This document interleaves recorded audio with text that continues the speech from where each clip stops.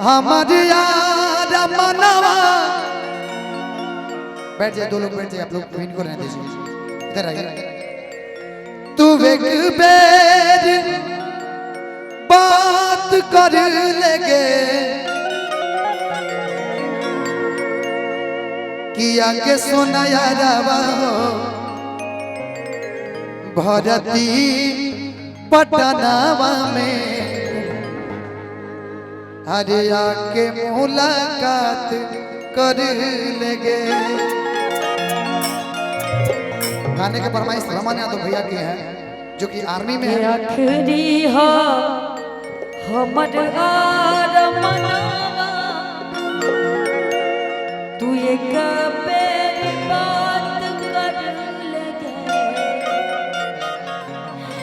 कि आगे जाना कि आगे सोना यारवा भरती पटनावा तू आके मुलाकात कर लेगे।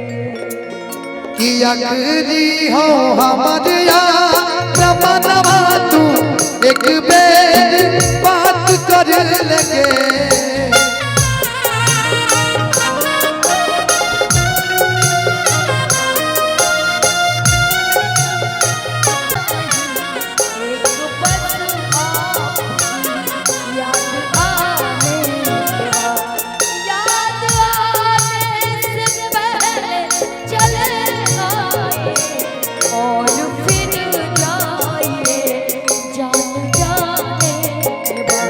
आगे सोना यारवा भरती पटनावा में आगे मुलाकात कर लेगे।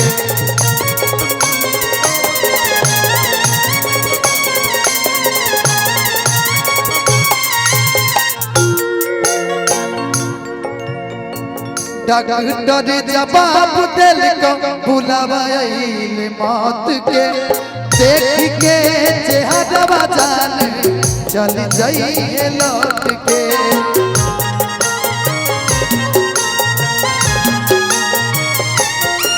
आगे डॉक्टर जवाब दिल को बुलावाइल मौत के देख के चेहरा जान चल जाइए लौट के।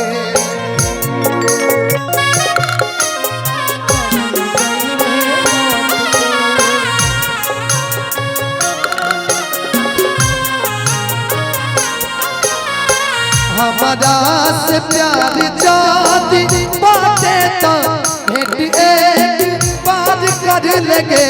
आगे सोना यारवा भरती पटनावा में आगे मुलाकात कर लेगे। आगे सोना यारवा भरती पटनावा में आगे मुलाकात कर लेगे।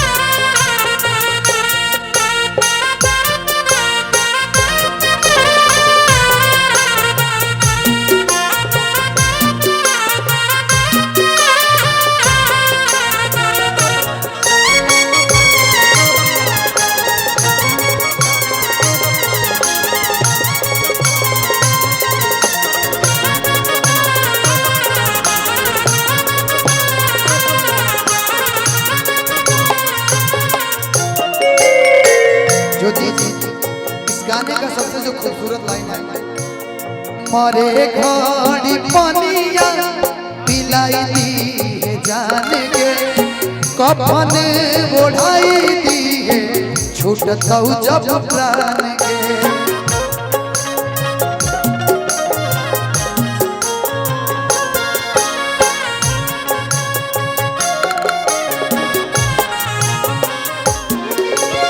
मरे घड़ी पनिया पिलाई दी जान के कफन ओढ़ाई दी छूटतौ जब प्राण के।